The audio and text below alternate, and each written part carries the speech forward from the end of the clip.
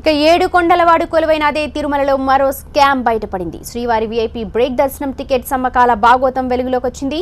ఏకంగా నకిలీ IAS letter హెడ్లు, నకిలీ టీటీడీ పాస్ బుక్లు సృష్టించి దందాను చేస్తున్న ముఠాను పట్టుకున్నారు పోలీసులు. అరెస్ట్ చేసిన వారిలో తిరుమల జేఏఓ క్యాంప్ ఆఫీసులో సూపరింటెండెంట్ గా పనిచేసిన ధర్మయ్య అనే ఉద్యోగి కూడా ఉన్నాడు.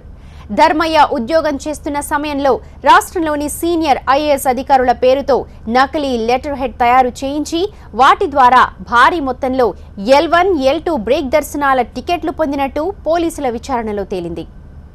ఈ దందా విషయంలో కొంతమంది సహచర ఉద్యోగుల ద్వారా పోలీసులకు తెలిసింది. నకిలీ లెటర్ హెడ్లను సృష్టించిన ధర్మయ్య అటు నకిలీ దాతల పాస్ పుస్తకాల ద్వారా కూడా టికెట్స్ తీసుకుని బయట వారికి ఎక్కువ మొత్తానికి టికెట్స్ అమ్మినట్టు పోలీసులు గుర్తించారు.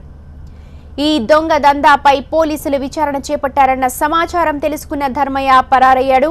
ధర్మయ్య ముఠాలో ఉన్న దళారుడిని పట్టుకున్న పోలీసులు ముఠా నుంచి ఓ కంప్యూటర్, ప్రింటర్, స్కానర్తో పాటు 480 నకిలీ దాతల పాస్ బుక్లను స్వాధీనం చేసుకున్నారు.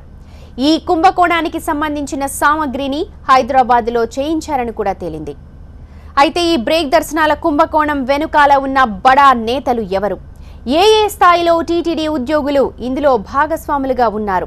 ఉంటే వారు ఏ స్థాయిలో ఈ స్కామ్ను నడిపించారు? ఎప్పటి నుంచి నడిపిస్తూ ఉన్నారు? ఎన్ని టికెట్స్ అమ్మి ఎంత మేరకు కూడా పెట్టుకున్నారు అన్న కోణంలో పోలీసులు దర్యాప్తు చేస్తూ ఉన్నారు.